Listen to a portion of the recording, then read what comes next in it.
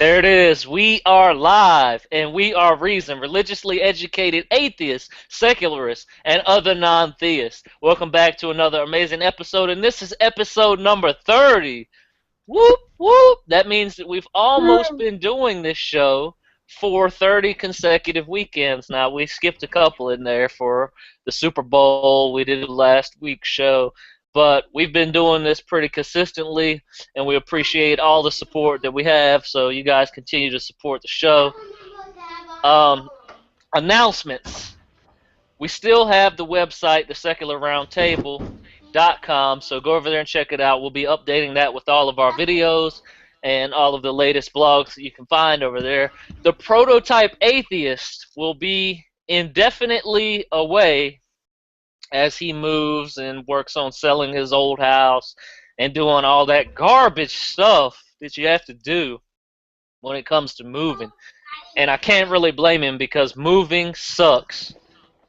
Um, so with that being said, we're going to go ahead into some new science this week.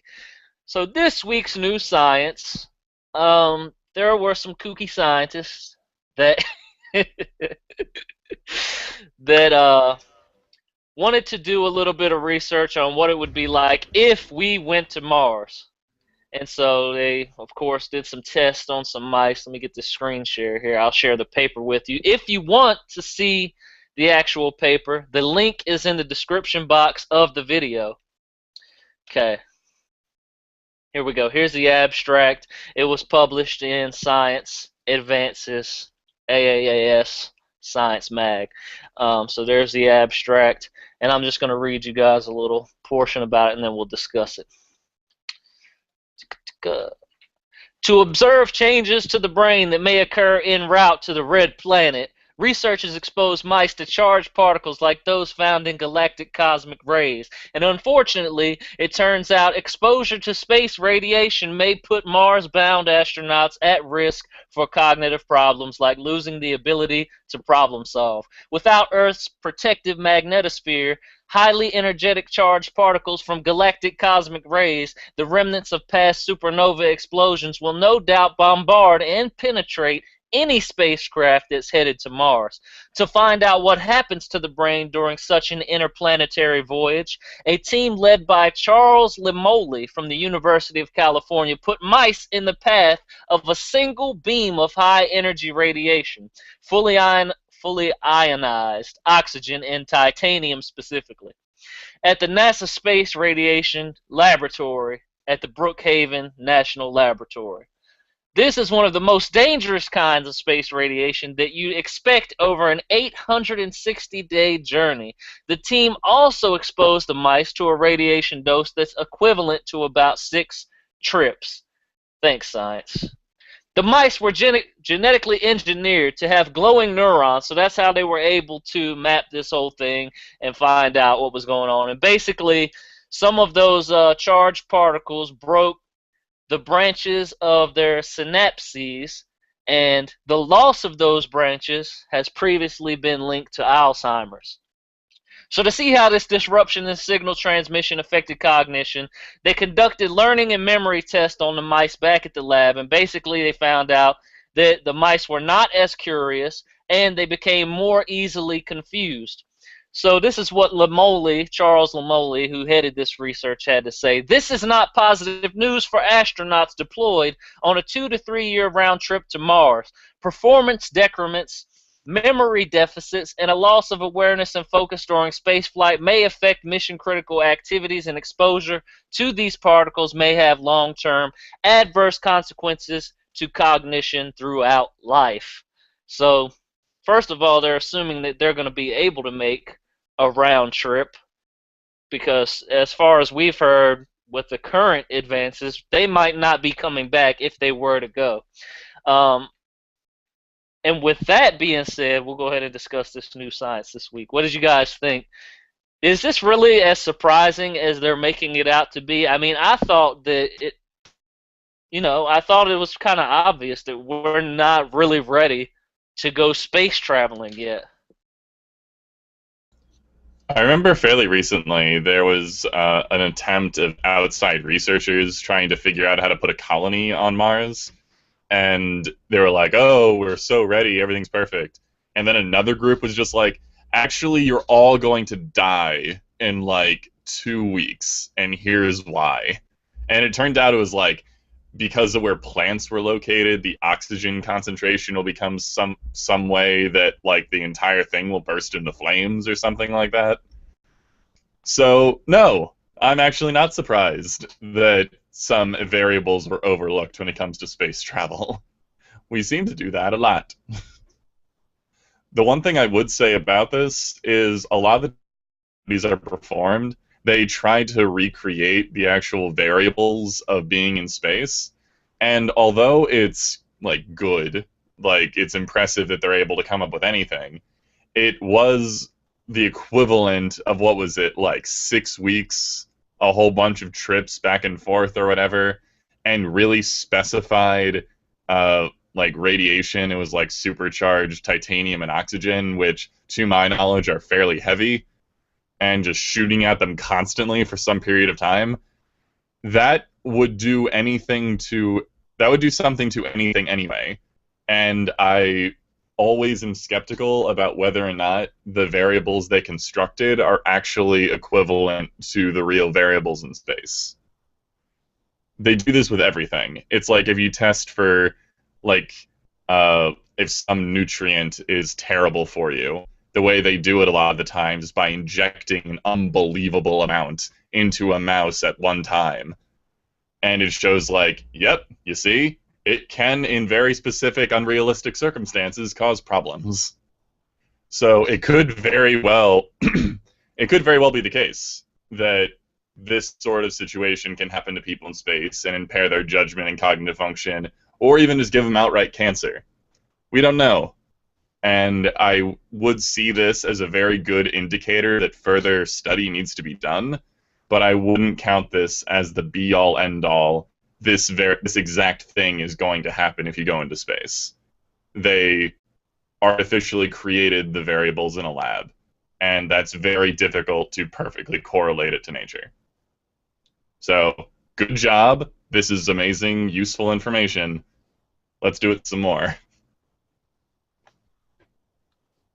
Just as a side note, though, they also they subjected them to the normal amount of the most dangerous form of radiation. And then, just to be sure, of course, they hit them with 6 times that amount. Um, That's the problem, though. yeah, Six yeah, times yeah, it yeah. could No, very it well was be just. It, like they also almost did even just the five. regular amount too, though. Okay, fair enough.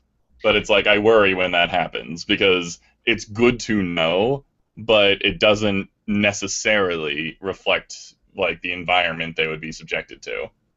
But it's still good information. So if nothing else, if they could make shield or something, you make it to withstand an absurdly larger number than you need anyway. Right. I mean, I agree So with you because they said ionized titanium, and like that's the most dangerous form. And I mean, from a quick search that I did, they said that you would like what 3% chance of encountering that radiation. So I mean, that's kind of high, especially if you're going to take an 860-day trip to Mars. 3% chance is still kind of high. It's a little too high for me, I would say, but it's still kind of low. I mean, that's a low number, right?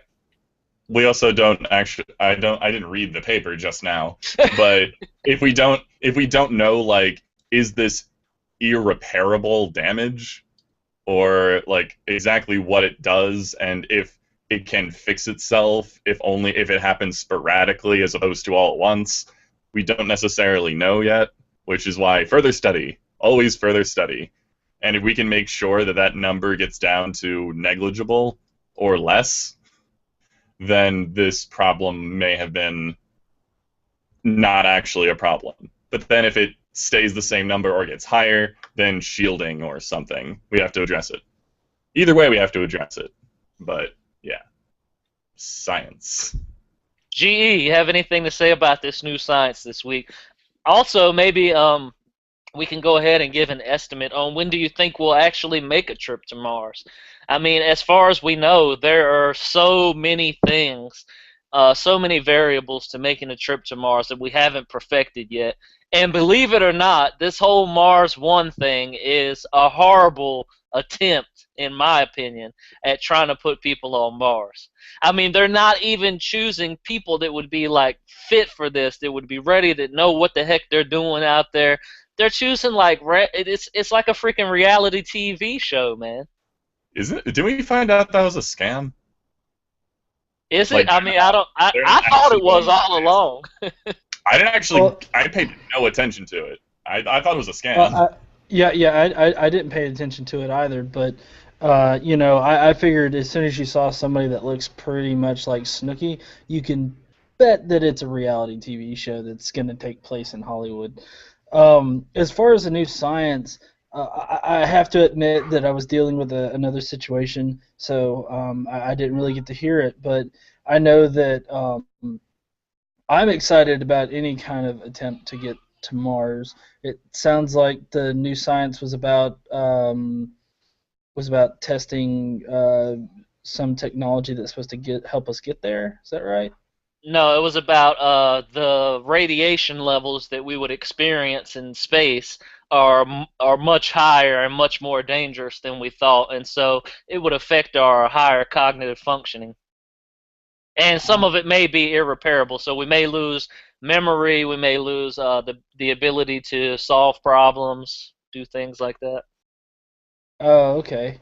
Well, yeah, I would say that unless we saw some like hard data and stuff like that, I mean, I think it's very I, I wouldn't for anything that comes out like this. Generally, I try to wait until there's been a lot more research done about it to actually see, because it's not like a lot of people like to spout, oh well, this study says blah, but it's like with climate change. It's not, oh, this one study says this. It's 99% of all studies done on climate change say this one thing, and 1% go against the grain on it. And so it's kind of like you have to have a whole lot more of a base, like knowledge base, I guess, and a lot more research done on it in order to make some sound conclusions. YGE. It makes you're making it sound like science is just a popularity contest. Well, no, it's not. It's not, I'm not. I didn't mean to paint it like that. But if something is objectively true, then you are going to see a consensus on things.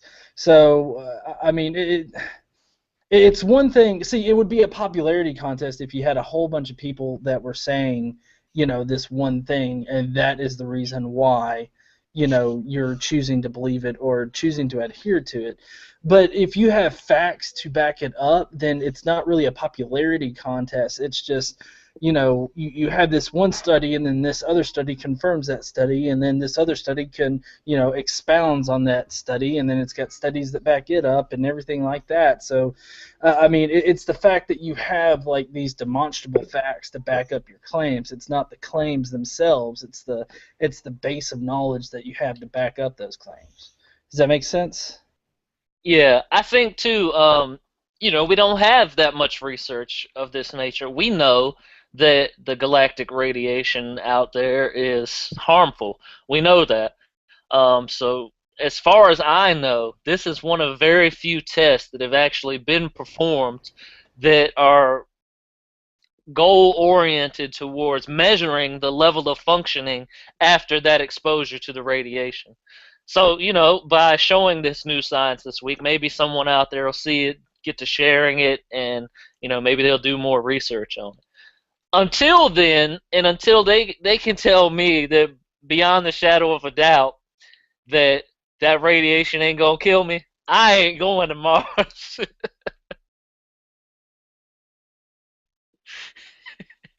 Jesus said he was coming back to Earth. He say nothing about Mars. Now, y'all listen here.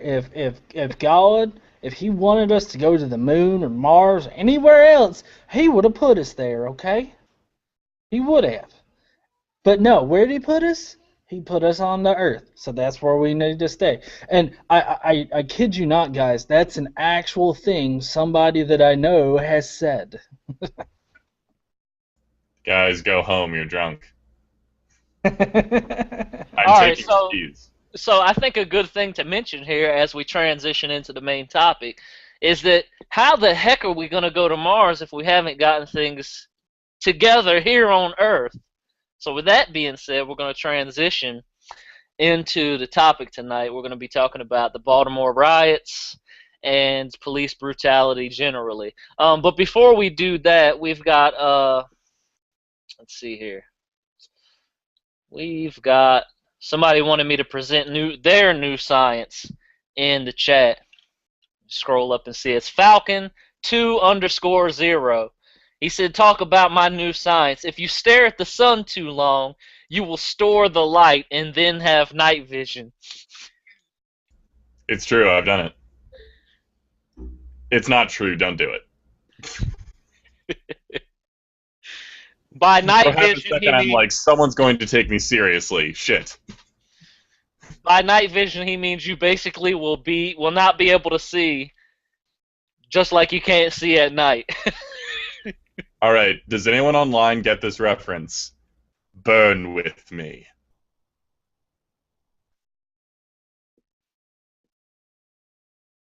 Wait. Someone in the chat. Burn with me. All right. All right. I'll wait. Someone in the chat will know this. Somebody will know it. All So right. let's Moving on. transition real quickly into the Baltimore riots. So in case you guys didn't know what was going on, you don't know the full story or whatever. Basically, let's just talk about why they happened. You know what led up to the whole event happening.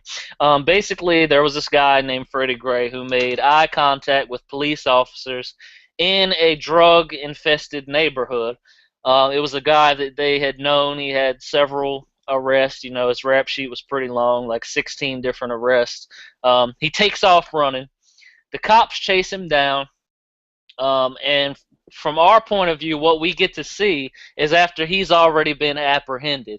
And so there's several different videos out there circulating. If you want, you can Google for him. Basically, he's screaming in pain. He supposedly asked for an inhaler. He was never given any medical attention. No medic was ever called. He was put into the back of a paddy wagon, and they did not buckle him in. And they made several stops along the way. One of the stops including a stop to put leg irons on him. And basically, when he arrived at the police station, I think it was like maybe 45 minutes, almost an hour later, he was totally unresponsive. I think he barely had a pulse. And they finally called for medical attention, but they called saying that he had a broken arm. At least this was in the initial report. And so when the medic got there, he was totally unprepared. So he had to call for backup, and it was another like 15, 20 minutes before they got an actual group of technicians there, EMTs, that could actually get him the help that he needed. So they took him to the hospital where he was in a coma and underwent several surgeries over 7 days. And then he finally died, and the coroner found that he had an 80% severed spinal cord. And basically, that happened, and that has led to a lot of civil unrest here in Baltimore. Now, why did the riots happen? This is why the riots happened. So there was a purge that was going around in a rumor in this high school in the inner city, Frederick Douglass High School, and the cops got a whiff of that on social media, and so they arrived in force at the high school before the kids even got out. They shut down the buses. They they forced the kids to disperse as soon as they came out of the school. They started spraying pepper spray, and they basically, I don't want to say that they incited these kids to do this, but some of the kids were unable to get home because of the way the cops had stationed themselves. So I guess we'll talk about this a little bit more. But basically, what really happened, we don't know if a purge was going to happen or not. We don't know if these kids were really going to go crazy and burn the town. But cops showed up in force, started harassing these kids. These kids responded and retaliated, throwing rocks. They started looting stores. They started burning places to the ground. They looted and burned. Many people injured. Lots of cops injured. Lots of arrests. I think there were 200 arrests on the first day. The National Guard got called. There's a state of emergency currently in Baltimore. That's what's going on right now. Did you guys have anything you wanted to add to that, or do you think I missed anything there? No, that sounded pretty good. I actually learned a few things. Oh, well, let me add too. That happened Monday night, Monday evening. On Saturday, there was actually another smaller riot that happened, and this riot happened in front of Camden Yards. What happened was a group of protesters got there, and they just started bashing in police vehicles and destroying property. It wasn't as bad as Monday evening. They maybe destroyed a couple cars, you know, threw a couple bricks. Nothing too serious. But I think that it was in response to the mayor saying that she was giving space for peaceful protesters and space for those people who wish to destroy. And that was her exact quote, and I think that's what led to that happening. Um, she went on later to say that she never said that, but being a politician speaking on national television, um, there were a lot of cameras on her when she said that, and it's highly evident that she did say that, and her intention was to give these people space to destroy. As you can tell if you watch any of the videos, in the behavior of the cops, how they were standing down and just allowing the CVSs to be burned to the ground, allowing houses to be burned to the ground, businesses to be ravaged, and yeah, I feel like I'm talking on too much. I don't want to take over the entire show here, so you guys want to weigh in on these riots? It's really disappointing because although I understand, like, I can sympathize rather with the emotion that's involved, it took away from the peaceful protesting, which is terrible. And it really paints the entire episode as just awful people doing awful things that were unjustified and terrible. And that's not true. So I'm very disappointed in those people that decided to riot rather than continue with the protest that they were doing. Because I think that it's important to say that, like, there was obviously some cross between the two groups, but I don't think all of the rioters were originally protesters. I think a few of them at least were opportunistic or just got caught up in the emotion of the event. And either way, it's not helpful.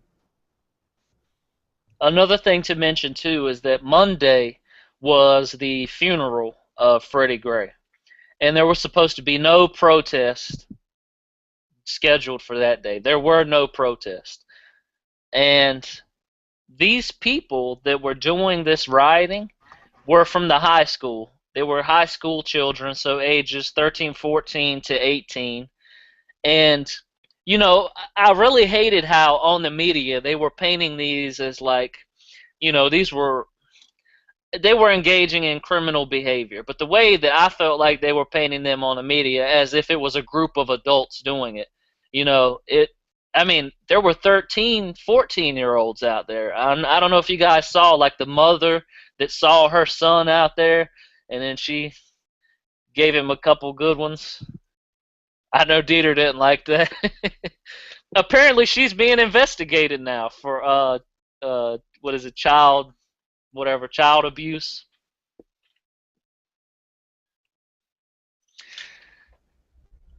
Yeah. Well, to throw my stuff in here real quick.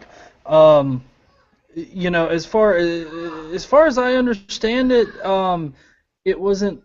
It all started with that whole purge thing. It wasn't. It wasn't because of Freddie Gray exactly. Like they were just using this as an excuse to like destroy stuff. I don't want to say that, but yes, I mean that's how it appeared. There was an image that circulated on Instagram and Twitter about a Baltimore purge, and based on the image that I saw, it didn't have anything to do with Freddie Gray, but obviously it was set in motion. If they really Right. planned to purge, it was set in motion by the events that occurred. Well, that's really odd that they use the whole purge thing because, I don't know if either of you guys have really seen either purge movie, but the whole purge deal is like it was a government wide thing or a countrywide thing, and basically it was a way for the government to legalize doing exactly what they're rioting over, because in the movies, it's pretty much the government has contracted out a whole bunch of different groups in different cities, and they're going into these lower income neighborhoods and just like totally killing entire buildings, and like pretty much it's basically solving the poverty problem by killing the poverty problem. So it's kind of interesting that they use the whole purge thing because it's the exact opposite of what the movies were about.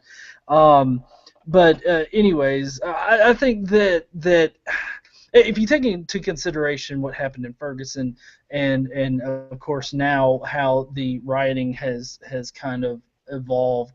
I think that there are just much better ways to get your point across. I know in the pre-show we were talking about how Martin Luther King, before they felt compelled to not riot or anything like that, they were civilized back then apparently, but they would march and everything, but they would also do other strategic things like clog up the system and demonstrate how flawed it is and whatnot. And I think that in a way we are doing that now with the amount of cameras that are on cops today and the amount of eyes that are watching the police. I think that that is the biggest force right now that is going to change the tide in police brutality, because one thing to really highlight is that it is police brutality that's a problem, but it's more like buttholes have found their way into the system and have found a way to make my son cry. I would Um, also say that His son was in the background. That wasn't like an analogy or anything. yeah. yeah, he's in the back crying. Police are in his bedroom beating him right now. You Okay. would think so. Not what I meant.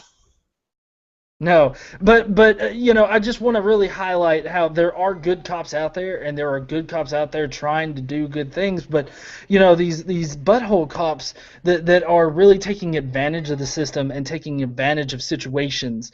Because I think that is what really the incident with Freddie Gray was about. Was that the cops knew that he was a criminal. They knew that he was an easy target.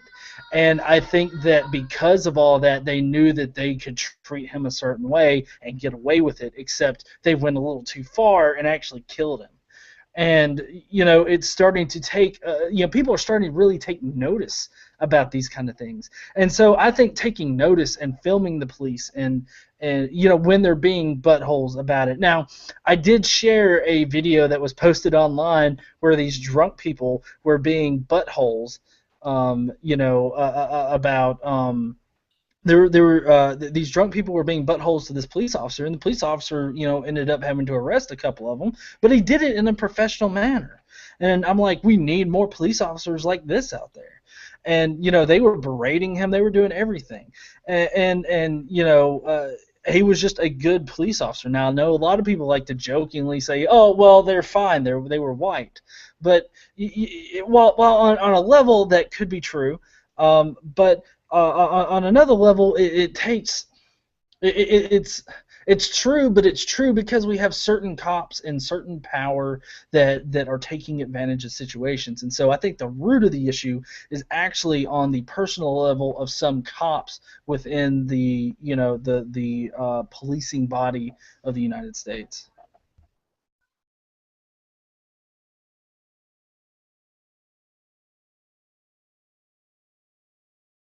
Silence. Oh, sorry. I was done. I was letting somebody else talk for a second. Yeah, I'm actually looking for uh the actual police misconduct, like historically. I'm curious if like it actually has gone down or up in recent years. I'd be very curious. I know that Well, violent crime in general has gone down over I would time. say that obviously, probably the brutality is on the decline. But I would also say that we don't see that because now there has been this renewed interest in what are the police doing? Let's see what they're doing. And we have the advent of the technology where we can record them at all times and post it just like that to social media. And so now more people are interested in it, and now more people are willing to take action when they see these injustices. And so while I probably would have to say that it would seem more likely that it's actually on the decline because of all the crime that is on the decline, us actually witnessing this police brutality is on the rise. It's like it went from like one every month to me seeing a brand new video on Facebook and YouTube every single day, and it's really at an alarming level right now. But I wanted to say, I wanted to tell you guys really quickly. This is where I'm gonna go in and justify specific types of rioting. Now, first, I want to tell you about my experience living in the inner city of Baltimore. I still live in Baltimore, but I live in Baltimore County now. As a kid, until the age of around 8 or 9, I lived in the inner city. Every day was a constant struggle. There were some days we didn't eat. There were some days where we didn't have toilet paper. Now, if you guys were following the things I were posting on social media, I actually posted this guy who went into CVS and he stole toilet paper and dinner.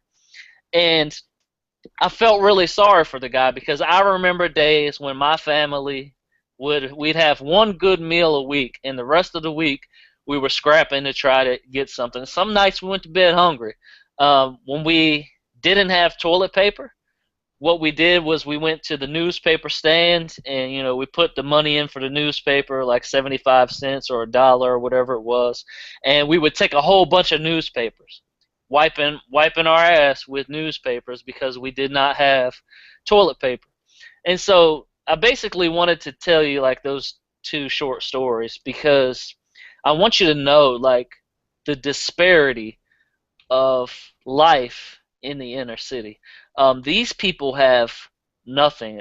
Some of these kids that were rioting last Monday had no place to go home to. If they did go home, they're usually shacked up with multiple families. They may not have food. They don't have any forms of entertainment. Um, the chances of them getting a good meal were probably pretty low.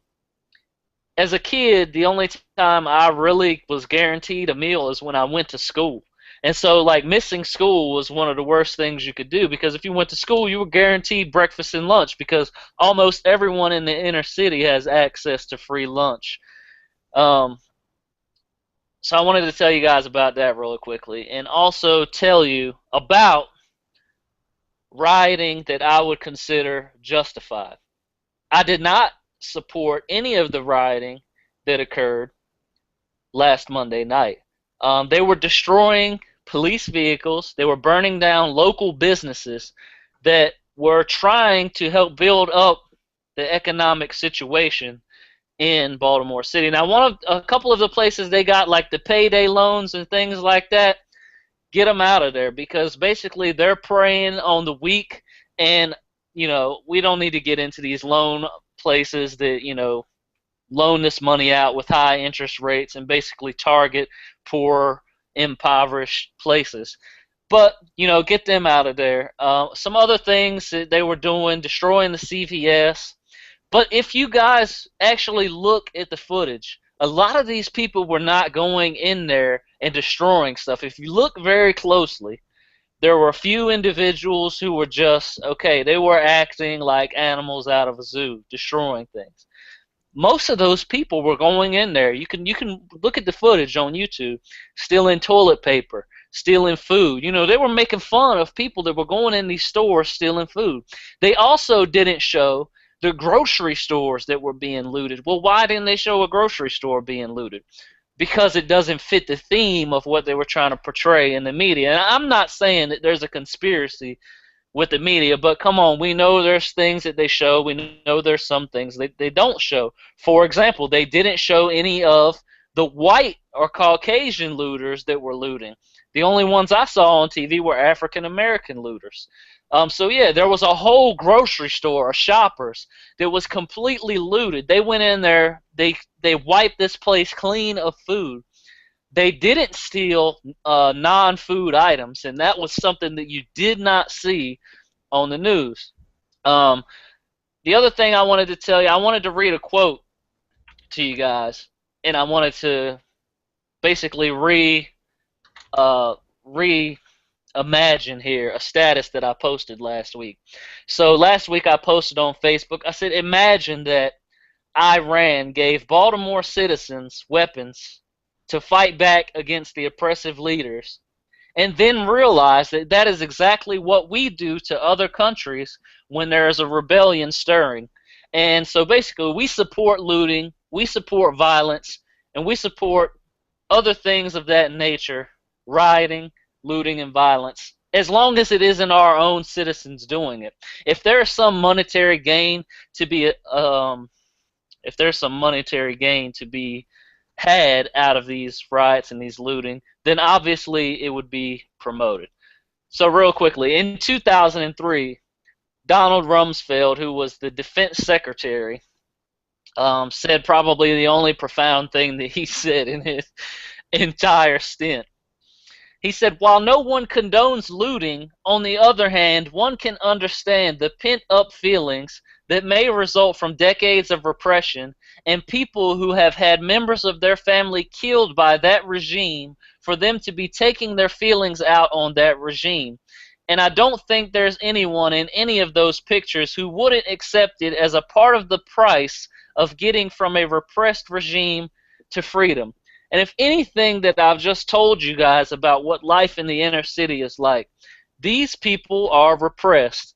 These people are oppressed. Now, we can't blame this all on one thing. It is a huge correlation of so many issues, and it happens to be the lack of education, the poverty levels, there's everything. But I just want to tell you guys that what you're seeing, especially from the right-wing watch, like these people like Bill O'Reilly and all these other guys that are showing up, it has nothing to do with simply the lack of a stable familial home. Did you guys see that where they were saying that, oh, they don't have parents or they don't have a good family structure? It was basically their way of saying one man, one woman plus children equals a successful, educated, enriching home.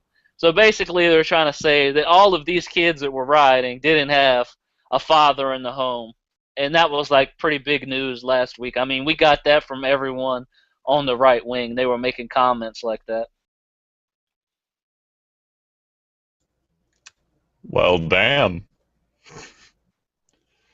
I think it is really important that we have these sort of stories. It at least gives context to the situation that's going on, and it really shines a light on, for people to act this way, they either have to be like woefully criminally ignorant, or they're just in a very difficult situation. So it's like, that's why I'm always annoyed when I get in these sort of arguments, because my perspective is almost always like, how about we try to figure out what the base problem is and start addressing that?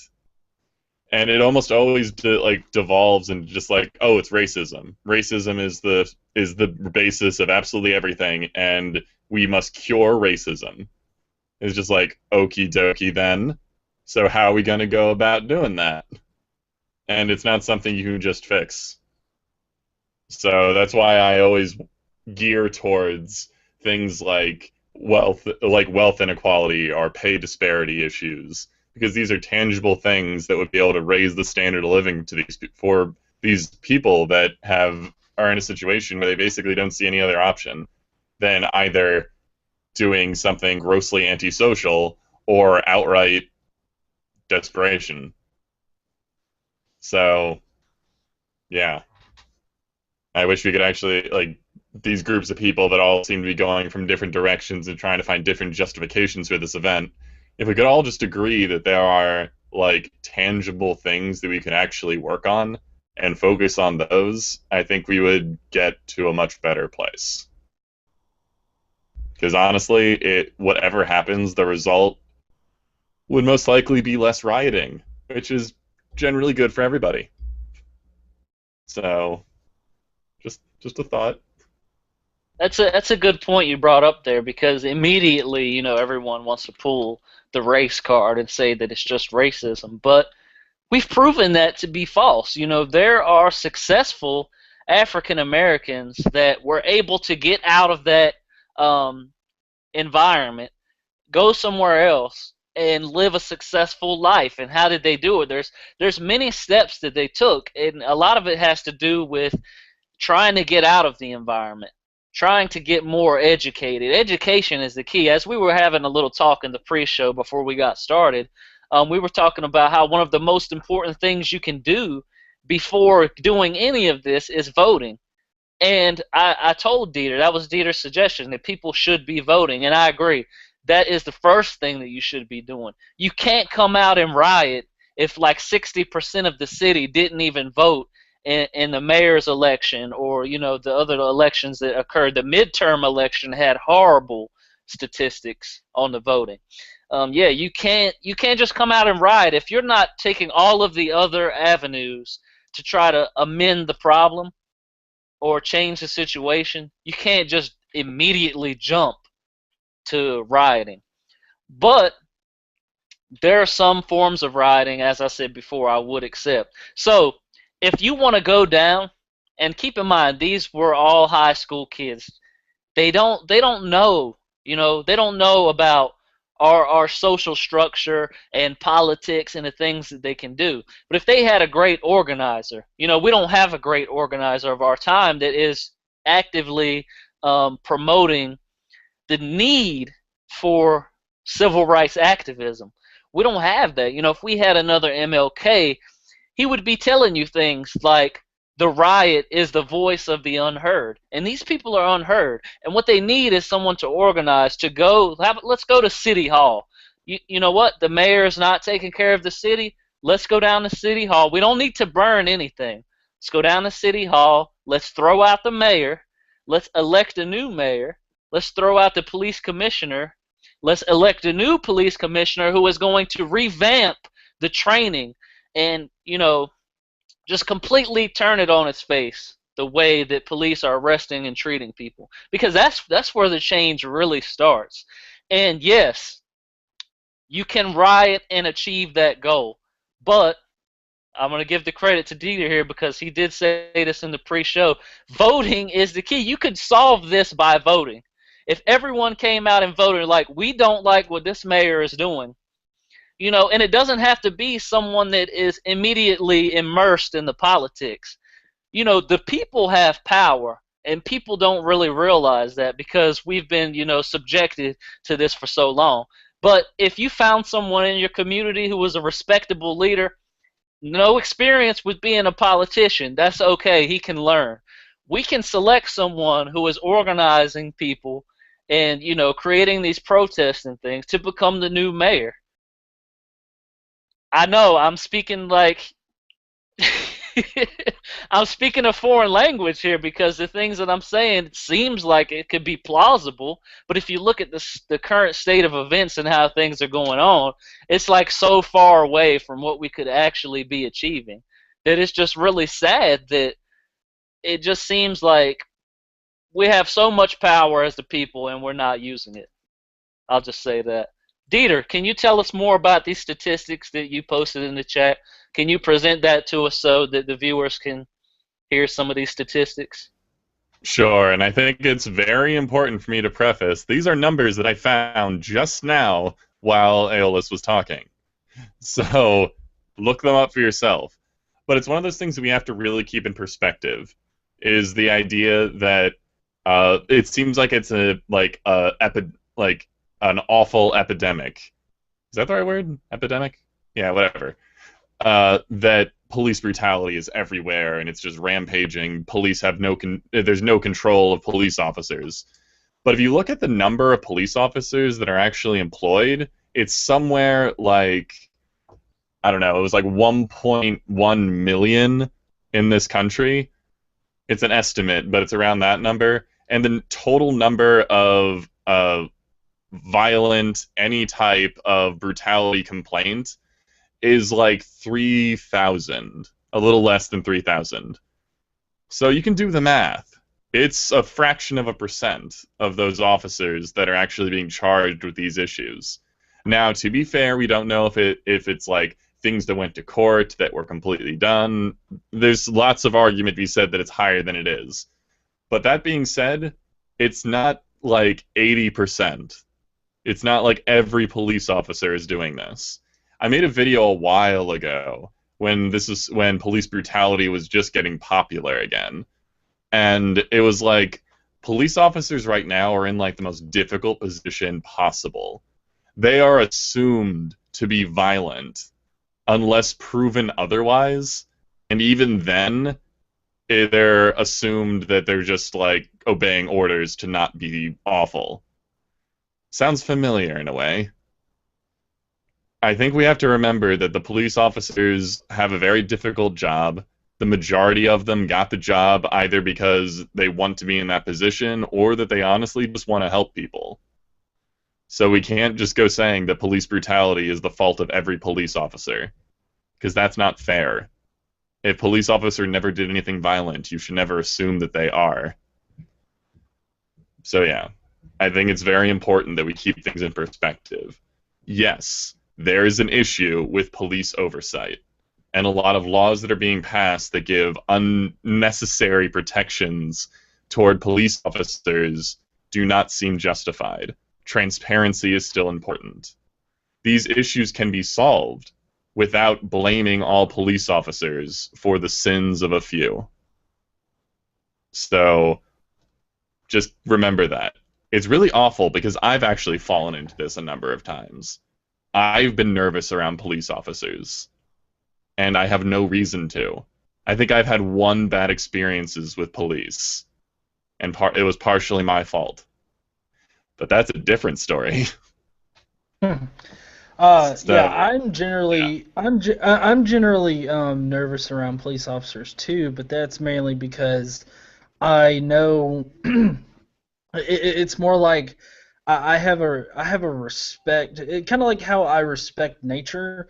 I respect police officers in that I know that they could really screw me over if they really wanted to. So it's that kind of like respect. Like I know I don't tempt nature like at all. Like today we were on a walk and I saw a snake and I was like, "Gee," and I was keeping a pretty good eye, out for other snakes because I live in Alabama, so of course there's just snakes everywhere. But anyways, I believe Aloha Atheist had a couple questions that I would like to touch on that Dieter pulled out here. They ask, do you think it is better for the major media outlets to cover this with the BS spin they put on it, or to not give it any coverage at all? Texas, okay, that's the first one. I definitely do think that it needs coverage. We definitely need to be talking about it. We need to be looking at it. But I mean, we need to get the full story. Like they're not like a lot of the internet tier like media outlets are covering, the side of the riots and the side of the protests and everything in Baltimore that aren't being covered by the major national media. And I think that I mean it's a pretty good supplement because a lot of people nowadays are actually, looking to these internet tier, news agencies like the Raw Story and I don't know if it's called Mike or MIC. That outlet, so, and then of course you got, social media. You've got all of these different sources that are being pulled together, but I really think that if the major news outlets accurately represented it, then there wouldn't be this struggle to, represent the actual situation, because there's people standing in front of other people, trying to get them to not give the police a reason to, just start cracking skulls, basically. And, you see people cleaning up in the aftermath. You see all of these things, but all the media wants to do is highlight, the horrible aspects of it, or, something that's just going to grab your attention. They're not worried about actually reporting what's happening. They're worried about getting viewers. They're worried about, getting seen. And I don't know, do you guys want to take a crack at the question before we go to the second part? Sure, I would say, oh, go ahead, Dieter. I'll just I despise modern reporting methods. I think if I see any story whatsoever, I look it up again on Google and see like 5 other sources and just cross-reference if I even extend that much effort. So it's like I really don't know what to say. I'm disappointed with modern media. It's long, long time ago stopped being any kind of actual reporting, and it just became entertainment. And we don't need more entertainment. We need actual news. That's Yeah, it. I would agree with that. Most of I did tune in to the local news so I could maintain an awareness of what was happening because I work in the city. So I need to know, like, am I going to be able to make it to work tomorrow? But as far as actually taking whatever the media is saying, like, oh, there were 500 African Americans that just stormed into the mall. Yeah, okay, bullshit. Okay, because I go on social media like Twitter and Instagram and I search the hashtag Baltimore Riots. And that gave me a much more accurate representation of what was going on. And you can do that for yourself. Just go on to social media, search Baltimore Riots. There are people that have their phones on them and they're just recording stuff at all times. And so we're at a point now where to find out what was really happening in specific parts of the city, I was using Twitter. I wasn't even watching the news because they're only showing, they're first of all, they're pushing an agenda. And we know this. This is no longer a conspiracy theory. We know that they have their own agendas, and they're also trying to get ratings because they have advertisers that are paying them, and they need more people to be watching. So they're going to publish only the most horrible stories they can find. Like Dieter says, it's all about entertainment. Only the most entertaining stories that they can find.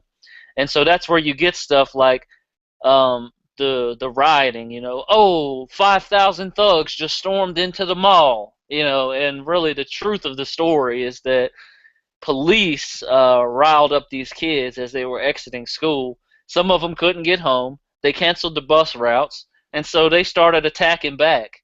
And okay, at some point they should have stopped. They did take it too far. They did go off and then they started destroying the neighborhood and stuff. But the media just ate that up. And if you want, you can go on YouTube and see where some of the actual peaceful protesters actually attempted to throw CNN out of the city. I thought that that was an interesting video. Basically, CNN showed up because, of course, they want to show all the most violent things that they can. And so they showed up and kind of got ran out of the city.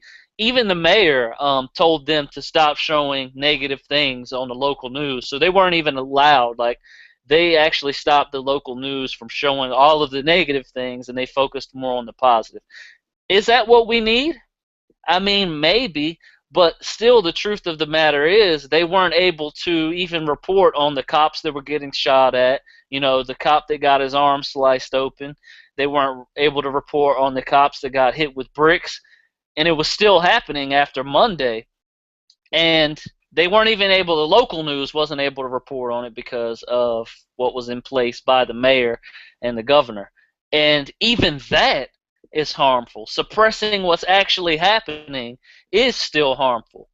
So what do we do here in this situation? We know that the corporate media is owned by specific individuals and their companies. So what can we really do? I would suggest, if you really want to know what's happening when a situation like that happens, is to watch a local news station to get a general idea of what's happening.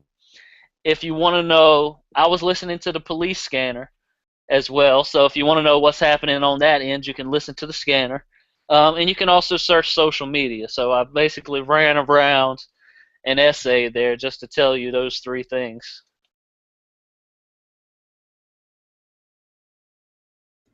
I would be All right. slightly I would be slightly cautious about using just social media because individuals also have a spin You as got well. up and missed everything that I said, so you missed. You missed where Whatever, I said, man. don't That was just the rely only. on this or this. I know there's an umbrella thing. It's just I had to reiterate. Shut up. Okay, so if everybody's good with that, um, so now I have to spout this next part in character, okay, just to give it the full effect. All right, so here we go. You know all that violence up there in Baltimore? It's because of the gays. That's right. Too many gay people. They causing them riots. It's just all breaking out in fabulousness. But yes, there was a Texas lawmaker that spouted off the idea that it's actually alternative families or gay families, I guess, that are causing all of these things. And the way they go about this is that they don't specifically say homosexual families or whatnot, but they really do highlight it because they really highlight the idea of fatherless families or single parent families and whatnot. Now a lot of the crime is committed under or with people that come from single parent homes are generally ones that make up a good number of the crime crowd, I guess. But that's more that's hold on 1 second.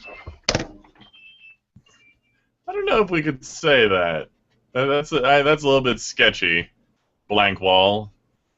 I don't. Okay, first, um, as I said previously when I prefaced and I warned you guys that this story was coming, um, no, the gays are not to blame for what's happening here. And as much as they would like to say this is God's wrath, or they're going to try to do anything that they can to blame the gays at this point. Why? Because while these riots were happening, we've been leading up to the decision to legalize. And I don't know if you guys want to talk about that and get off topic, but GE is back, so we can let him Yeah. go, or we can. Well, yeah. Let me finish what I was saying. Now I have done But some. before you start, make sure you don't accidentally denigrate a large number of people who raise children on their own. Go on. No, no, no, no, no, no, no. No, I was just speaking about statistics because when I first heard about this, I did try to correlate to see, well, what does a bulk of the crime population consist of? Do they come from single parent homes and whatnot? And it does. A good portion of them do, but it's not because of the fact that like it's almost like a straw man fallacy to say that it is, because there are plenty of single parent homes out there that that don't produce criminals and whatnot. But the thing that you've really got to focus on here is economic level. I think and I'm fairly certain that the data backs me up on it, and maybe Dieter can prove me wrong or prove me right. Um, but that your economic level is what really determines whether or not you're prone to being a criminal. While there are some more high profile criminals out there, blue collar criminals and whatnot, some of the crime that people focus on really in popular culture now, I guess, are committed by those in low income families. And low income does not mean single parent. It doesn't mean alternative parent. Parenting situation. It doesn't mean any of that. So low income. Now just because you live in a low income family or whatnot doesn't mean that you are gonna be a criminal. You have to think in terms of statistics. Like statistically saying, I could die from a heart attack right now. There's a certain percentage that you could assign to that. Well, you can say the same thing about being a criminal. There's a certain percentage given a person's background of them being a criminal, and economic level would be one of those things that would factor into that. And so I think that it's a complete straw man to say that single parent homes or gay homes are to blame for any kind of rise in violence or any kind of violence at all. And there was actually another blog that was posted, I think, back in March, where a woman that was a child of a lesbian couple, she blamed her lesbian mother and stepmom for her dad leaving.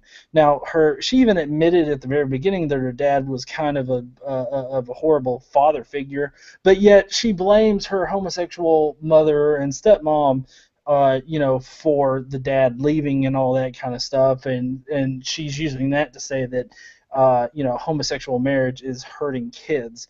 And I think that it's just ridiculous on any account. Any way that you try to spin it, it's just going to sound ridiculous.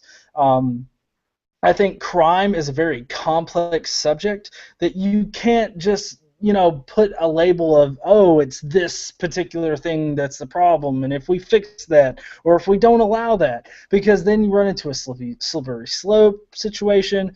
So as far as what the lawmaker in Texas said, honestly, it just goes to show that you shouldn't vote that person back into office if they're going to be that idiotic. And it goes back to what Dieter was saying in the pre-show, that you need to get out, you need to vote for the correct people that aren't going to spout stupid shit like this.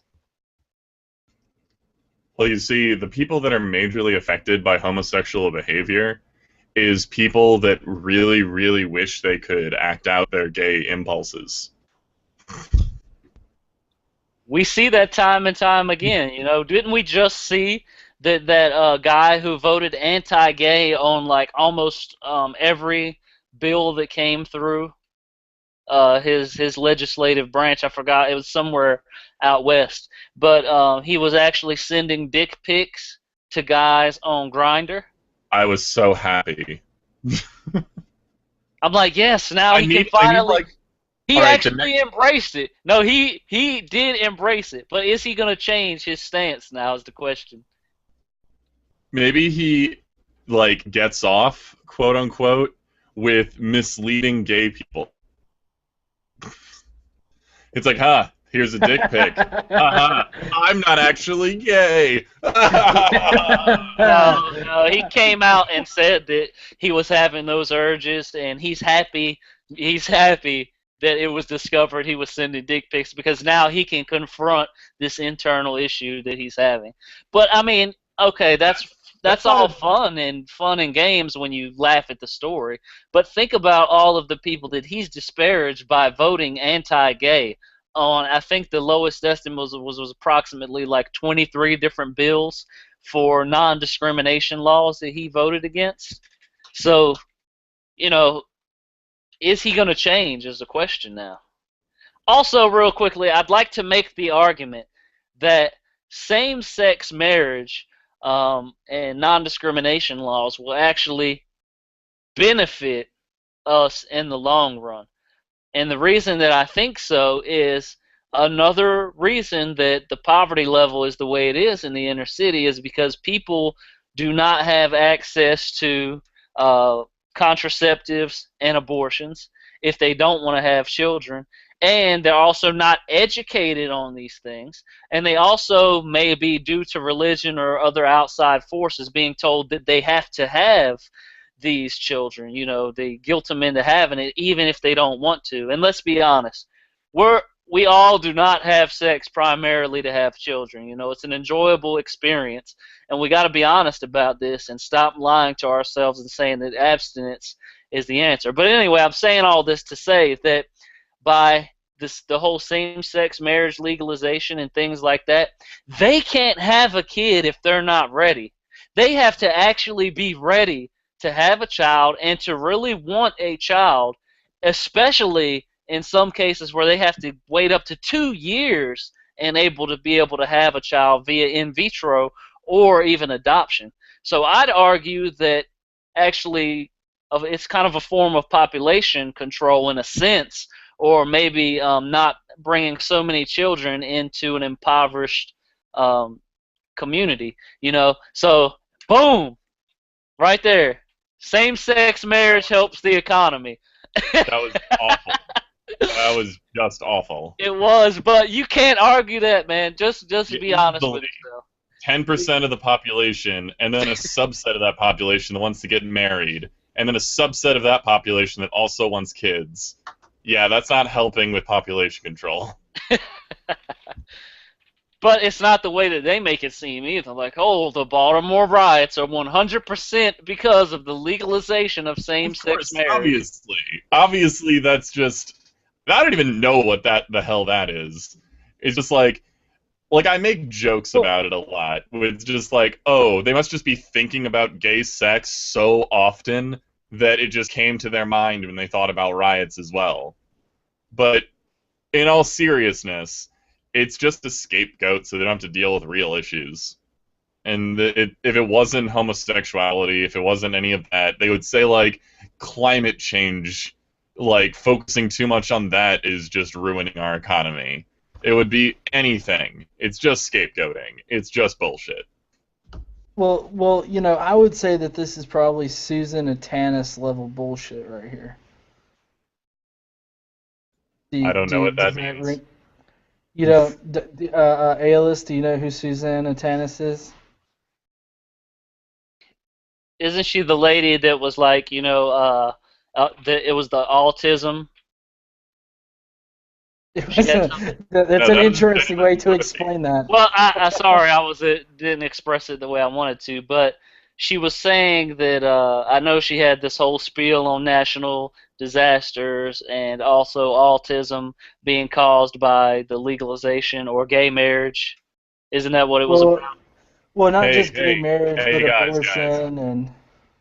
If you are engaging in gay sex, earthquakes happen. Hey, what causes hailstorms? Because I know Texas got hit pretty hard. Lesbians? I feel like it's a dartboard with these people. It's just like, what thing haven't we complained about in a while? Oh, hey, right. Hey, lesbians are good, okay? The Bible doesn't really make very many mentions of them. I think maybe one mention, vaguely. Hey now, look. The Bible says, no man lies down with another man as he lies with a woman. It does not say woman lying with another woman, okay? So it is fine to watch some lesbian porn. Honestly, I think if anyone tried to rationalize it seriously, it would devolve into this, like, in the Bible, women are property. Men don't care what their property does in private. Because if you look at the Bible, that's basically what's happening. They don't even care what women are feeling. I can just see it right now, like someone's complaining about something. Yeah, a woman's complaining about something, and a guy just looks at her like, "Shut up, you bookshelf." Yeah. Okay. So, real quick, what I have to say about the police brutality, the way that we solve police brutality, or the way that we enact a change, is, to me, a two-pronged attack here. So one is the training, because I know that I actually at one time wanted to become a police officer. I don't know if I really wanted to or not. That's up for debate if I really wanted to. I tried out, I passed all the tests, I went through some training, but I decided not to. Um, which is probably a good thing because I'd be out there on the front line. But the training is a huge part of it. Um, these officers are trained that every single situation is a life or death situation. And when you're in training, they train you to treat every situation as such. And okay, yeah, every situation does have the potential to become a life and death situation. But you need to be able to differentiate when it is and when it is not. And I think that if you start combining things like adrenaline rush and giving people guns where they can just unload off into people, and not the proper training and takedown procedures that you could be using instead of just shooting your weapon, and just how normalized it has become to have a gun and to use a gun in different situations, I think that that is something that we need to change. We need to retrain police forces. And also, the other way that we change it is that we put cameras on officers. Obviously, we can't do this everywhere. Every small city can't afford it. But if that's the case, we need to make sure that it is understood that we're going to be recording police, and someone is going to be recording them at all times. I know that the ACLU just came out with an app where if you're witnessing some kind of police brutality, you can record it and automatically it will submit the video to them. That is monumental, because I can't tell you how many times, me personally, I have witnessed something as a bouncer where I was recording it with my phone, and the cops started fucking with me because I was recording what was happening. And this usually happened when I threw someone out of a bar or something like that. That's just an example in my subjective experience that cops don't like to be filmed. And as soon as you start filming them, they will try to mess with you and make you stop. Now, this is circumstantial. We're not talking about all cops. But basically, we need to do that. The third thing that I just thought of, which is the other thing, is we need to hold them responsible. We need to make sure that they are accountable for their actions. And I think that maybe we have a chance here in Baltimore of these cops being held accountable for their actions.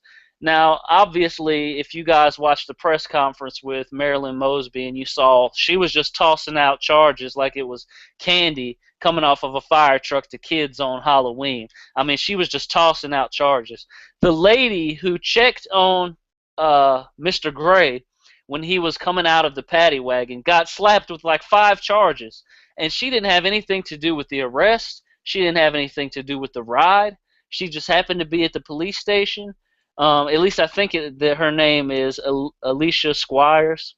I may be getting her confused with another one of the officers. But all you need to know is that we need to hold them accountable, but we also can't punish these officers for every injustice that has ever been done. It has to be attributable to the crime that happened, and also we can't just fling out. We can't get crazy with it. We understand that people have been oppressed and been victims of police brutality for a long time, but you can't hold them responsible for every single thing that has ever happened. And the prime example is the one that I just gave of an officer who didn't have anything to do with the whole thing, just checking on him. She got charged with some charges. And so those are the 3 ways that I think that we can begin to fix this issue of police brutality. Now, there is some apologetics out there. I hate apologetics. But there are some where, you have officers who are forced to work in the inner city, in a drug-infested neighborhood, for 2, 3, 4 years. So all they see is just this one side of their job. I think that we have to change that too. We've got to switch these officers out. This goes back into the training. You just can't have an officer work 13 years in a drug-infested neighborhood. I mean, what do you think is going to happen to this guy after he works there for 13 years? He's got a certain type of mind state. You know, he's thinking about these things a certain way. And so he knows that there are lots of guns out there. It's a drug-riddled neighborhood. A guy takes off running. He most likely is involved in some kind of activity that could be considered criminal behavior. Now, I'm not condoning at all what they did to him, but I think that there are two sides to every story, and we have to look at all the perspectives and not just, the perspective of the victim in question. And like I said, I'm pretty passionate about this topic. I have a guy, a gym buddy that I work out with, and I hadn't seen him for a while. And I saw him just yesterday in the gym, and I was talking to him, and he showed me like this gash in his shoulder that he got from being hit with a brick, and he was telling me that he had been shot at 16 times on Thursday night. He was telling me about how he's fearful for his life. And in my opinion, I think that he's a pretty good officer. From everything that I know about him, he's a very respectable guy. He really loves his family. My kids play with his kids in the gym daycare. Like I said, we work out all the time. And for me, that not only growing up in Baltimore, knowing what has happened and what is ongoing there, but also having a friend that I'm pretty engaged with have to go into the city and be immersed in that situation. This has really struck home for me. So this is why I've been so passionate about this. I mean, if I travel, 10 miles that way, I'm going to be right in the heart of all the action that is going on out there tonight as the curfew goes into effect right now. So sorry if I talk too much on this show, but I've been pretty passionate about this, and I can see that there is an issue. There is a need for a change. And we've got to be the change that we want to see in the world. We can't just burn things to the ground and assault police officers. I don't know if that's a direct quote. Yes, it is Gandhi. Be the change you want to see in the world. All right, I'm done. I'm done talking about it. I promise now. I'm done. I got it all out. No, good. I'm glad that you were able to get it out. And I mean that's what this show's about, is us being able to speak, and talk about things that are important to us. So I mean I have no problem with you, I like listening to you talk. Um so yeah. But yeah, I think that the thing that is going to be the most influential in turning the tide of police violence and everything like that, because it is demonstrably shown that there is a problem within the policing of the United States, that of people being excessively brutal to the citizens. And so I think the thing that's going to turn the tide on that is just being, is watching the police, filming them when they're starting to do stuff that is shady, and uh, I think that is going to be the major tide. Whether or not cameras are put on actual police officers, which I think that would be awesome in and of itself. But I think that with the development of phone technology to the point of where you can shoot high definition video and post it up. I mean, that's already, if you just look at that one situation recently. Where was it? Was it in Maryland or somewhere? I can't remember where, but the guy was running away from the police officer, and the police officer shot him 6 times in the back, and then planted a taser on him, and was acting like he was shooting afraid for his life from the guy that was fleeing from him. And so, the fact that the person had a camera, was able to film it, and then right there from his phone upload it to, like YouTube or anywhere that you can upload a video to, I think is going to be the major thing to turn the tide in all of this.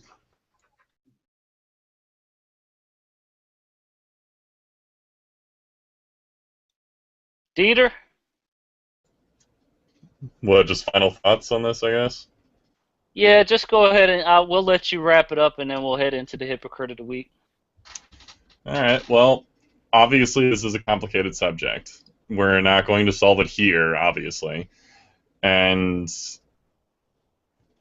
there's a lot of anecdotes that go around. There's a lot of individual people's stories. They have merit and they need to be heard. But we also have to be aware of the wider picture and try to find solutions that reach the systemic problem and not just individual cases. Because individual cases will always happen. Even if we have the most perfectly regulated, honest, wonderful police force of all time, there will still be a percentage that need to be watched, that need to be fired, that need work. So we have to generate a system that has transparency, that has accountability, and has, I don't know, better oversight. And to do that, we once more need to vote, and we need to have regulations, and we need to prevent undue protections while maintaining necessary ones, both for police and for the public. Actually, I guess the public can't have enough protections, but you know what I mean. So, complicated issue, no easy solution. We need to work on it, and we're all in this together. So make sure you make your voice known. Good job. I lied. One other thing. Okay, so a lot of these issues that we're seeing, like with, I don't know if you saw the guy with saggy pants in Louisiana that got tasered to death, and then this issue with Freddie Gray. We definitely need to regulate what happens after a person has been arrested. You know, if you have a situation where, like with Michael Brown, where, we the general public don't know, but apparently there was some kind of altercation, and a lot of the witnesses were afraid for their life to tell what actually happened, and they had to do so anonymously because there was some kind of altercation. And if you're attacking a police officer, he has to expect that if you get your hands on that weapon, you're going to cause harm to him or other people. So, in the event where something like that happens prior to an arrest, I think that we have to look very carefully and not jump to conclusions. We can't let emotions cloud our rational judgment. When an event happens after the person has been subdued and arrested, then all bets are off. Because if you're tasering a guy and you've got 6 officers on him after he's already in a cell, he's already been arrested, he's already been taken down, um, that is absolutely despicable. If you take someone on a nickel ride, I don't know if you guys know what a nickel ride is, but it's the practice of where they load them into the back of the paddy wagon and give them a real rough ride around the neighborhood. I'm not saying that's what happened here, but things like that do happen, and you got to be held accountable for, and especially after the arrest has been made. So, with that being said, as GE and Dieter mentioned, we can't change the world with our podcast. But, maybe we can change the way one person thinks, or maybe we can help someone. And that is the goal. And that's how we change the world, be the change you want to see. So, with that being said, we're going to head into my favorite segment of Reason. And Dieter is now muted me, so he can't hear me. Hypocrite of the week! Woo! This week's hypocrite of the week is going to a pastor, and I wasn't going to let this guy get off the hook. I've been following this story for about 2 weeks now. It's going to this pastor who responded to a blogger who was saying things about the police, like we don't need police, we need to change the way police are doing things, and stuff like that. And he responded with an email, and I'm going to do a screen share here on the story, and also show you guys the actual email that he sent, and so we can discuss it. All right, so let's get a screen share going here.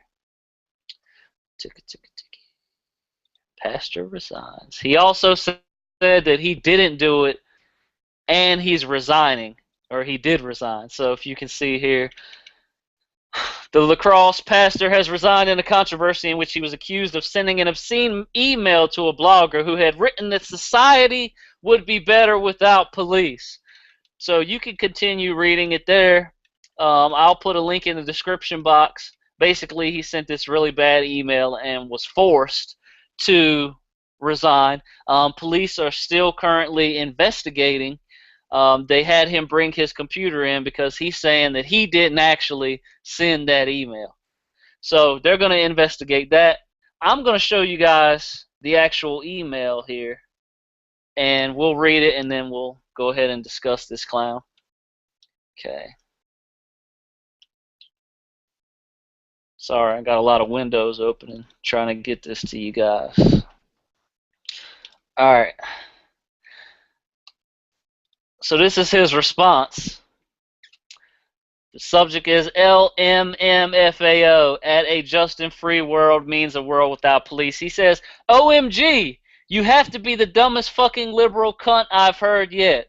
OMG, I'm still laughing at the idiocy you call your journalism. Oops, guess it isn't journalism, it's a fucking blog. Go figure. Get off the drugs, bitch, and go check yourself into rehab. LOL.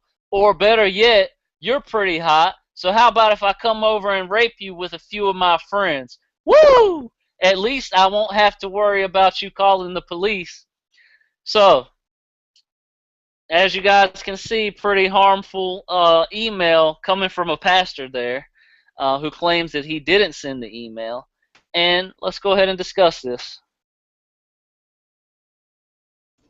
I have never been angry enough to be that much of an asshole. I'm assuming it's out of anger, or he doesn't understand how the internet works, and that people can screen cap emails. Like, I don't even know what goes through someone's head. Well, I don't know. I just can't wait for the computer tech at the police department to be like, yeah, we trace this email through each node, and it always comes back to you. We did it 3 times. It is you. Whoops. Now, to be fair, yeah. like, let's assume that there's a possibility that this wasn't sent by the pastor and sent by somebody else. It doesn't matter. It's that kind of reaction is just completely terrifying. Well, I think that the point in it, and you know, bringing up that, well, I didn't send this, is because apparently he's made some enemies, and there's somebody out there that wants him to get in trouble. I don't know. I mean, it's not exactly like he's Pope Benedict or anything.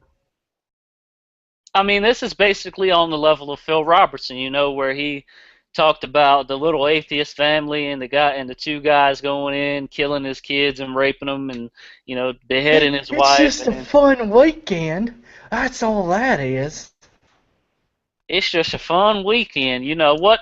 When 2 robbers come into your house and kill that little atheist children and that little atheist wife, and then hold their knife in front of his junk and say that they're gonna chop it off. You know, that's just a fun weekend. You know, if there's no God, then it's all just fun and there's nothing wrong with it. You know what?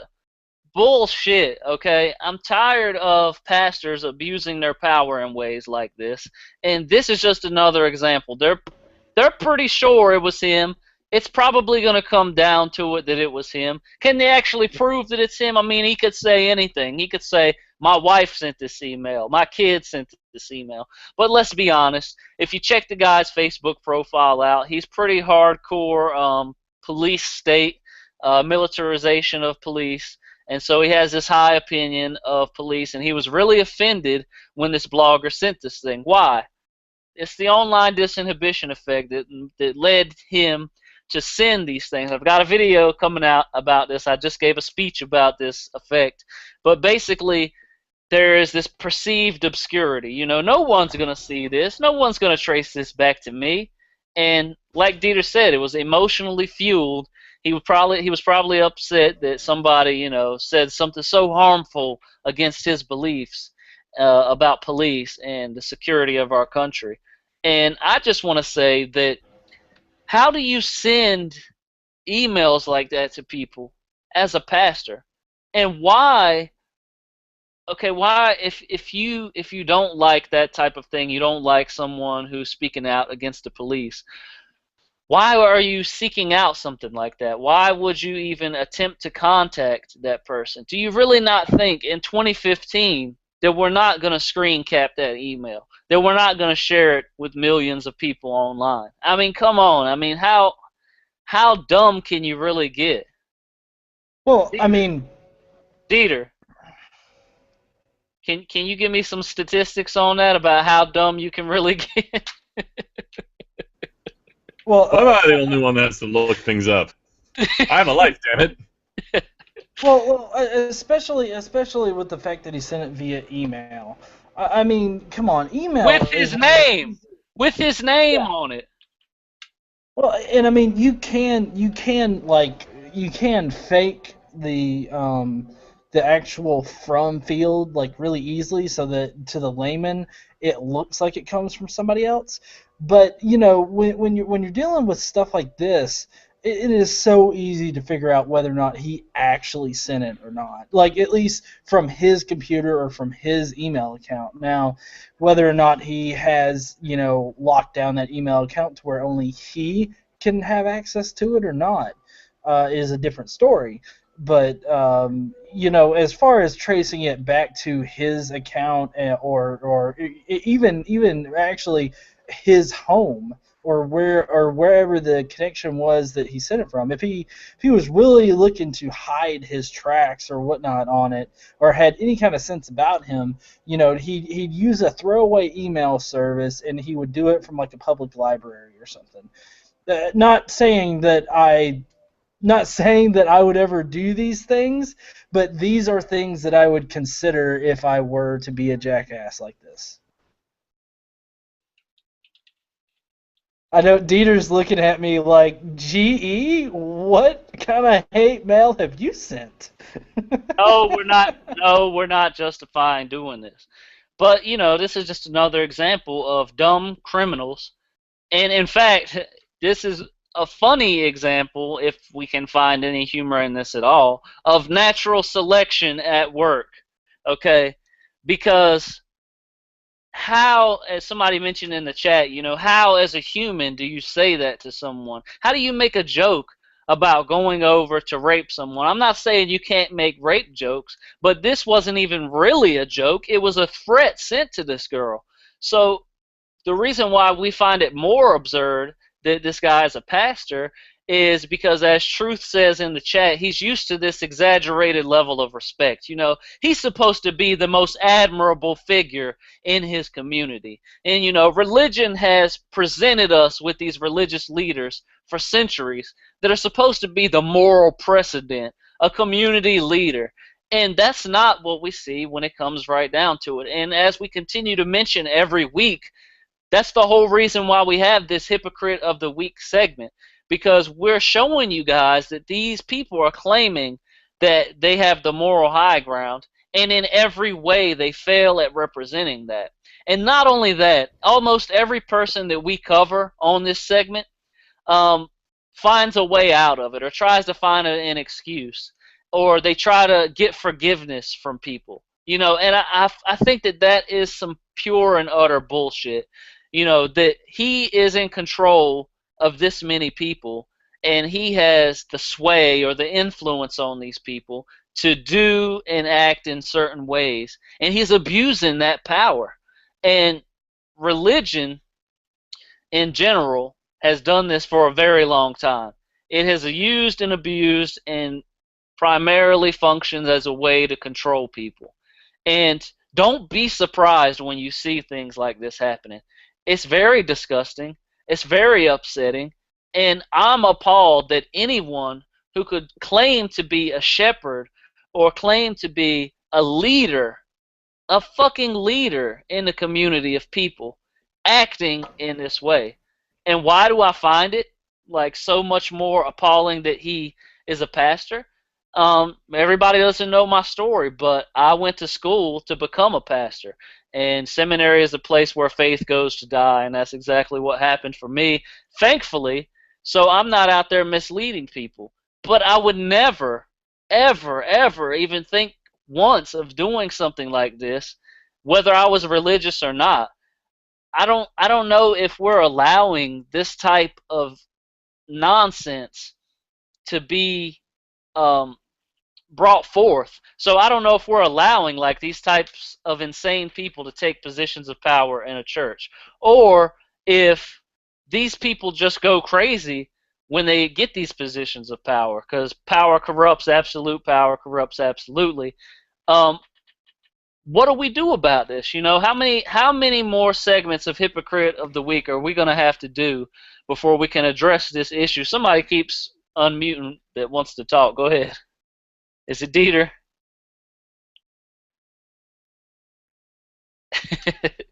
Yeah, how many more of these are we going to have to do? You know, if you set up a Google alert for anything relating to religious leaders getting caught in sex scandals or being charged with crimes, you'll be shocked that just here in America, the sheer number of pastors that are brought up on some kind of charges every single day. It's absolutely ridiculous, but to not get too far off topic, we're going to go ahead and finish this guy out, say our last words on him, and Dieter's going to give the stamp. I hope that he's not allowed to get out of this on the basis that even though it came from his computer, someone else did it. And I also hope that he doesn't and is not able to continue being a pastor. As GE mentions there, GE, do you want to go on your forgiveness tirade, or would you like me to do?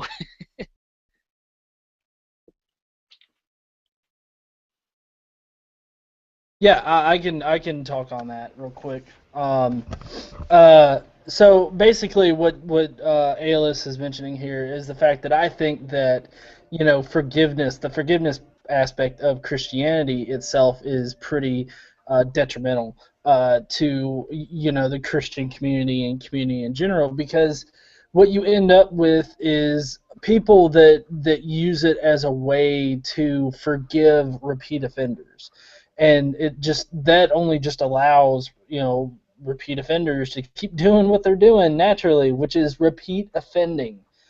And to be in a community where somebody can do something like this, or even worse, actually do the raping, and for you to be like, well, you know God is the ultimate, authority, and they're going to get their, he's going to give them his dues. Then, to pass it off to some kind of imaginary grandpa in the sky that's actually going to do something about it, we need to take action here and now, and we need to start protecting our individuals, and instead of just being like, oh, he's working it out with God or something like that. Now, I'm not trying to paint it with a broad brush.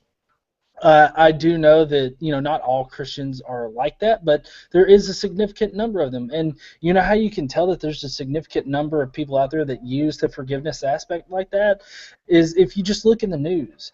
Any time that you see a pastor that has been brought up on rape charges or anything like that, it's not the first time that something has happened to where they could have been stopped before it even got to that point, but yet they have allowed it to continue because of this whole forgiveness aspect of the Bible pushing this idea that it's better to forgive than to hold a grudge or anything like that. And with the fact that these people are in these power positions in church, just make it even that much harder to actually condemn them to some people. So just in general, the whole forgiveness thing, I think, is pretty detrimental in general, and it's subversively detrimental, and a lot of people probably don't even realize how detrimental it is. As far as this guy goes, though, one thing that I wish we would stop doing, and he's not really guilty of this exactly, but it is something in the internet community in general is this highlighting of trolls of this sort, actually, people that are just throwing out insults just because it will get a rise out of people, or it will, scare people into doing something. They just spout these words without any kind of actual will behind it. And we have gotten into the process of actually, highlighting these things, of highlighting these trolls who go out there and spout things like, oh, you just need to be raped, and stuff like that. Now, while I do think that it's something that it needs to be, dealt with, I don't think that it needs to be dealt with or highlighted in any kind of way. It needs to just be dealt with right then and there, and kind of, just dismissed as being a dumbass kind of deal, and highlight the times when they do go too far, when they do push too far. But I know Dieter is really wanting to hit that gavel, so let's get to it. Well, Dieter, go ahead and say what you got to say about the guy first. Sure, I and I really saw just I saw your face when I read the email, so I know you've got something to say. no, I just don't find it surprising. It's the internet. And even if you're a kind of person who has no idea how the internet works, the anonymity angle still appeals to you, I imagine. And I don't understand why. We don't live it. There was like a brief window of a couple years while the internet existed where anonymity meant something. Now everyone can be tracked. You can find out who everyone is by cross-referencing profiles and all this other bullshit. Like, anonymity exists, but if you try hard enough, no, it doesn't. So you have to be careful what you say. Just because it's through the internet, just because you're angry, just because it's something you're particularly passionate about, it doesn't matter. What you say reflects who you are.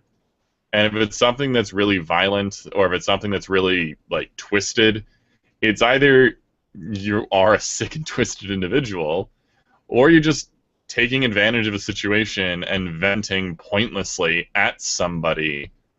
That doesn't help. It doesn't help you. It doesn't help the problem get resolved, and all it does is paint you as the awful person that you're presenting yourself as. Because even if anonymity makes you feel like your words are out there and that you're protected, you're still the persona you just created of yourself on the internet is of a terrible person. So, congratulations. You're either a terrible person or you're just a terrible person on the internet. And unfortunately, sometimes that matters a bit more depending on your profession and depending on where you are in your life. This is part of the reason, like, this is not very much of a tangent, but why I worry so much about kids being on the internet these days, those young people, because they're being raised in a situation where they don't understand the consequences of their actions. And the actions you make on the internet will stay with you forever, unfortunately. So, this guy's not going to run away from this. Again, assuming that it's him, I have to give the benefit of the doubt because whatever. But assuming that he did this, he sent this email, it's not going away. You can ask for forgiveness, you can do all sorts of bullshit, and it doesn't matter. That is now part of his personality forever. The forgiveness angle, I just wanted to mention what G was talking about. I just see forgiveness as an excuse to continue bad behavior. It doesn't end the behavior. It just is an understand mechanism that people are like, oh, he sought forgiveness, therefore he's fine now. I don't think it's even like necessarily wanting to fix any problem.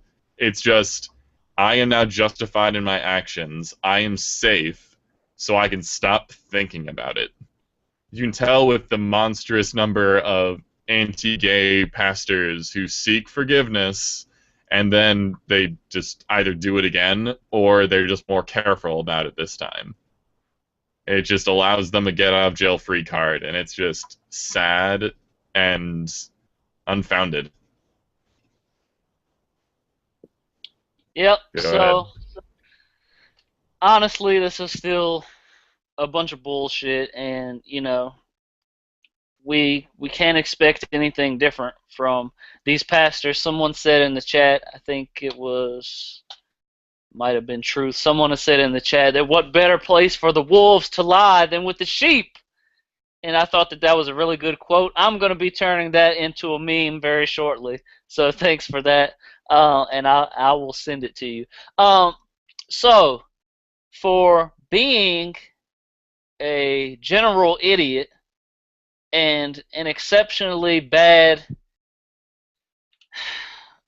person when it comes to understanding anonymity, you know what I'm trying to say, on the internet, we're going to stamp this pastor for hypocrite of the week. Not only for harassing someone online, but for making rape threats, which is never acceptable, especially coming from a pastor, unless he's given her 50 shekels afterwards. I tried so hard to say that with a straight face, and it didn't work. Anyway, so for being a fucking douchebag and sending this email and sending someone a rape threat and harassing them, we're gonna stamp you with hypocrite of the week. Dieter, unmute and give it to him.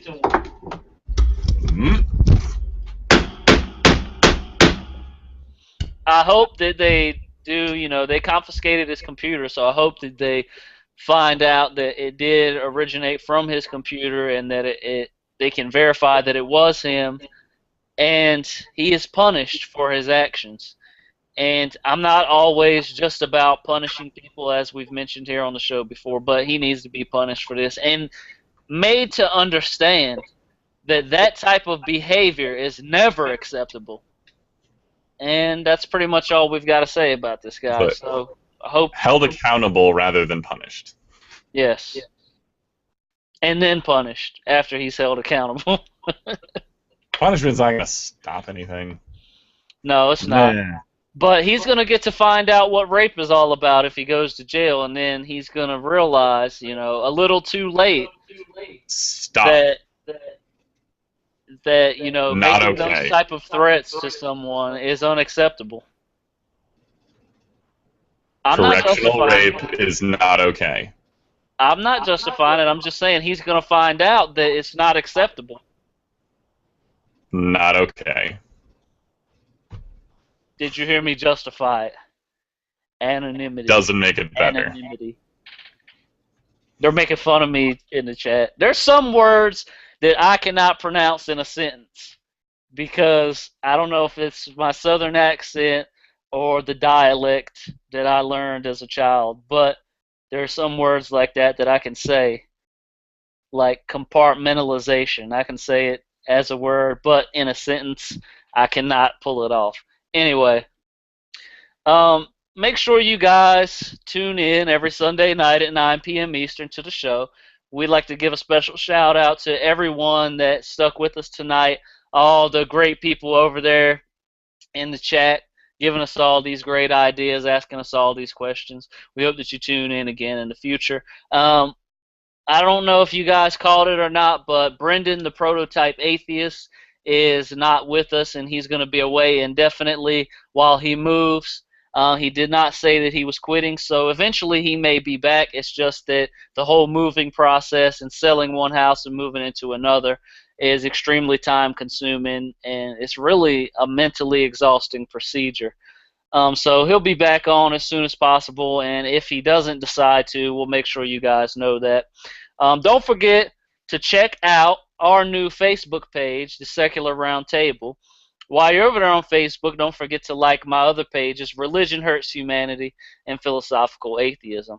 GE has a group and a page on Facebook, Godless Engineering.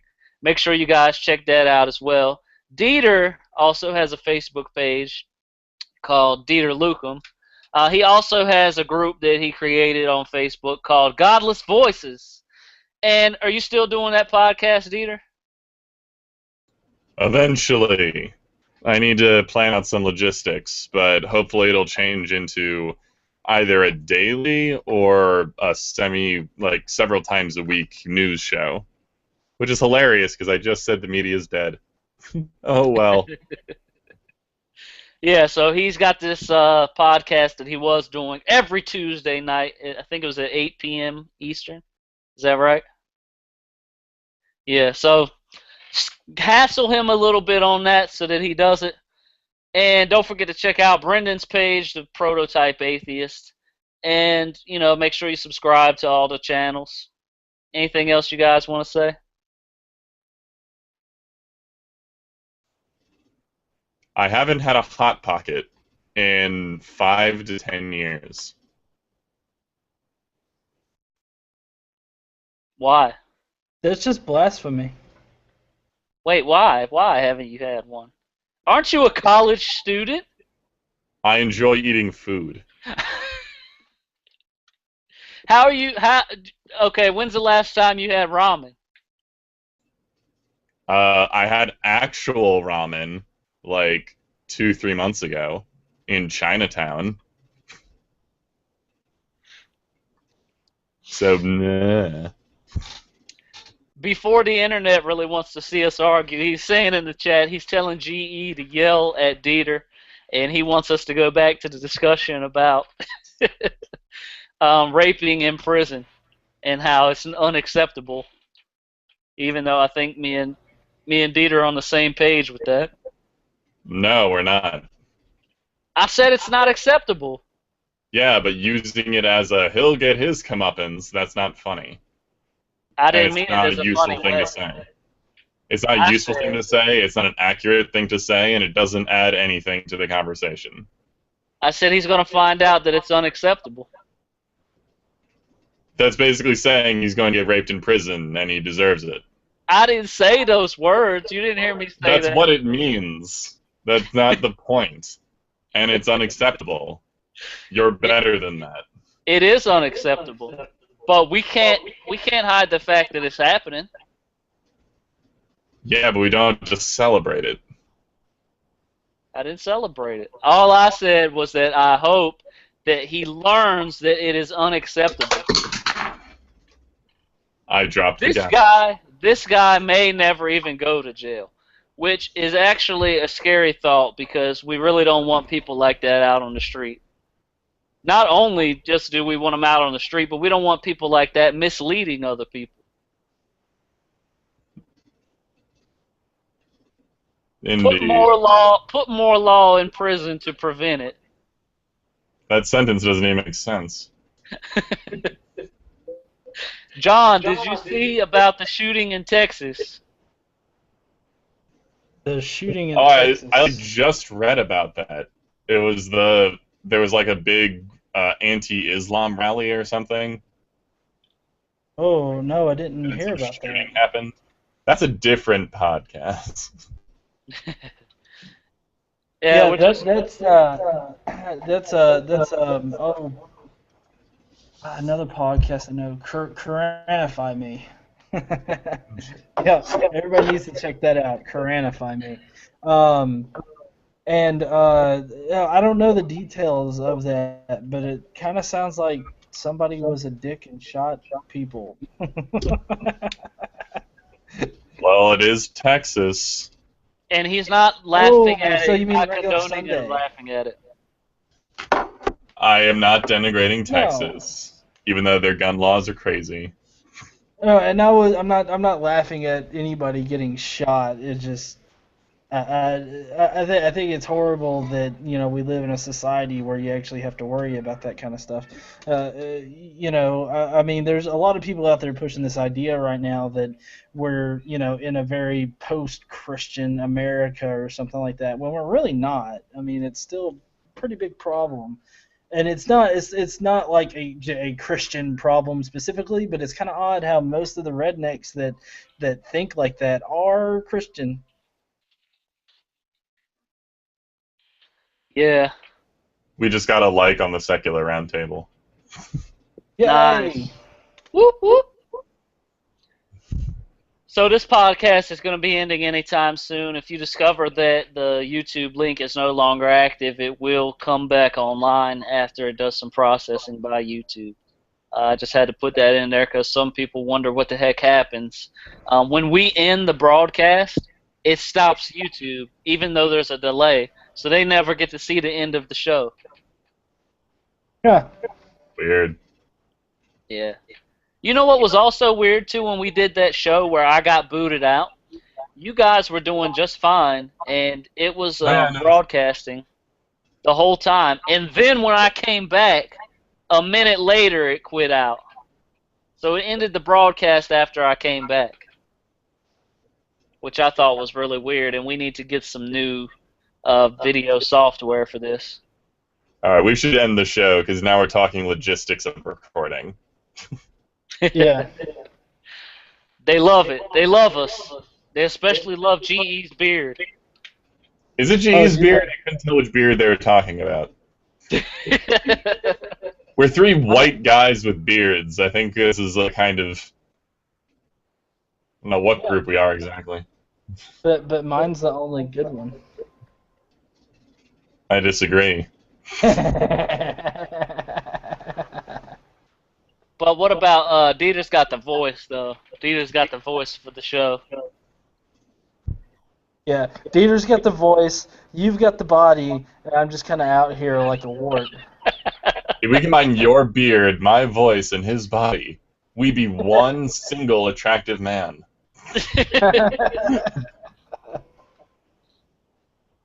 I don't know. I think it would come out looking something like a men's rights activist with a sexy voice. From what we described, it would just be you with a bigger beard and laryngitis. All right. Thank you, everyone, for watching. We're going to go ahead and end the broadcast. And I think he has ramen in his beard.